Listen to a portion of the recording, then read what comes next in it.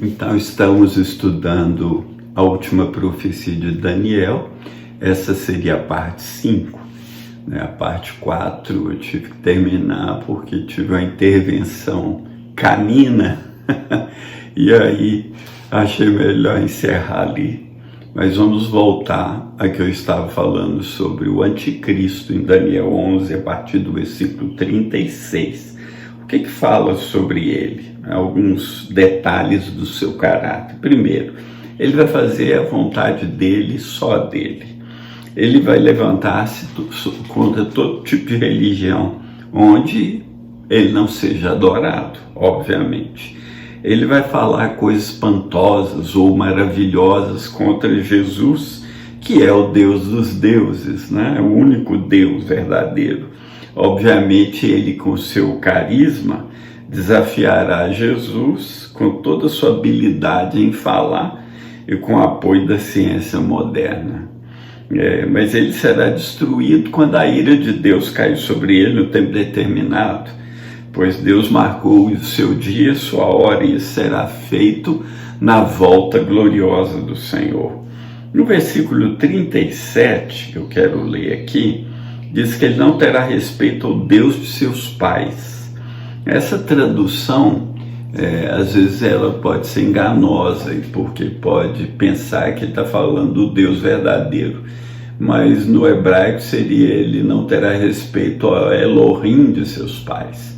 O Deus de seus pais aí pode ser qualquer Deus, não necessariamente o único Deus verdadeiro, que Elohim é uma maneira de falar. O Elohim de Abraão, o Deus de Abraão, o Elohim de William, o Deus de William.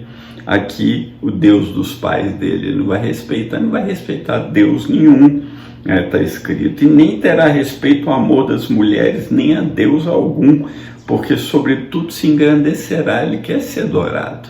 Ele não vai ter respeito ao amor das mulheres, quer dizer que ele não apoia um relacionamento com as mulheres, ele não apoia provavelmente o casamento, e provavelmente tem outra coisa aí que eu não posso ter certeza que ele será, mas não vai ter respeito ao amor das mulheres. É incrível, né?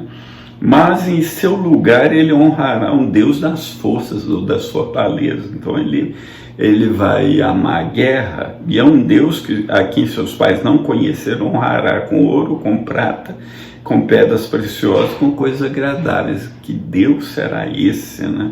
Que os pais dele não conheceram. Provavelmente, eu penso que está falando aí da tecnologia, da ciência tecnológica, que com auxílio de um Deus estranho, diz no 39, agirá contra as poderosas fortalezas.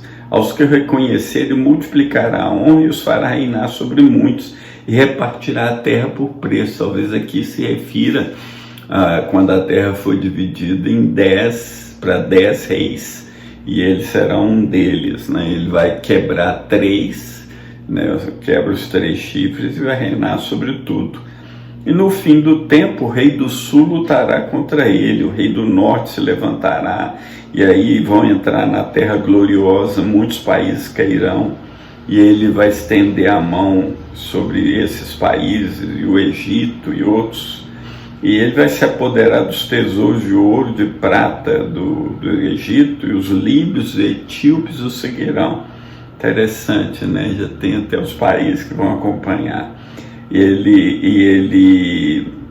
Rumores do Oriente e do Norte o espantarão, e sairá com grande furor para destruir e extirpar a muitos, e armará as tendas do seu palácio do mar grande e o manto santo e glorioso, mas chegará ao seu fim e não haverá quem o socorra.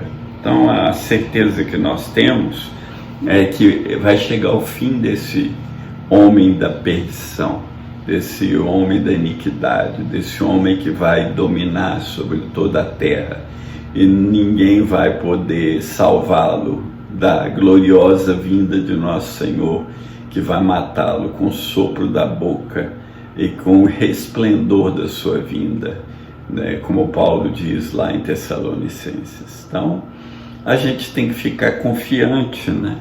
A gente tem que ficar certo que Deus está no controle de todas as coisas, que Deus sabe tudo, que a agenda, as datas, os tempos e épocas pertencem ao Senhor, que Ele marcou os dias, as épocas, os tempos, o momento que o anticristo pode se levantar ou não, tudo isso está na mão do Senhor e é Ele que tem o controle sobre tudo. Então, o que eu posso falar aqui antes de entrar no capítulo 12?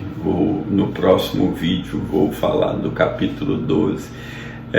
Eu posso te encorajar a conhecer o Senhor, né? Porque o povo que conhece seu Deus é forte, faz maravilhas, né? Maravilhas da pregação, maravilhas do amor, maravilhas de misericórdia, maravilhas de revelar quem Jesus é, um mundo que está caído e perdido.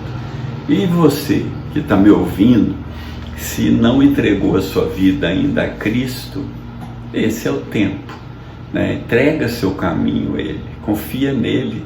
Eu li hoje em Atos 17 que Paulo está pregando os atenienses, aqueles homens tão famosos, aqueles filósofos, etc. E ele diz que Deus ordena agora que todo homem se arrependa, porque determinou um dia que julgará o mundo através de um varão que Ele ressuscitou dos mortos, Jesus Cristo, que vai ser o juiz. Então, que o Senhor Jesus te revele os segredos de Deus, que te mostre o caminho da salvação e que te dê entendimento da verdade para que você seja salvo, para que você tenha certeza que você vai habitar para sempre com o Senhor. Não por causa da sua bondade, mas por causa da misericórdia e da graça dele. Porque a Bíblia diz que é pela graça que nós somos salvos por meio da fé. E isso não vem de nós, é dom de Deus. Então, que Deus te dê o dom da fé, para você crer que Jesus Cristo é o único caminho. E crendo, tenha a vida eterna. Um grande abraço. Que o Senhor te abençoe. Que o Senhor resplandeça o rosto dele sobre ti. Que o Senhor te esconda à sombra das asas dele até que passem as calamidades.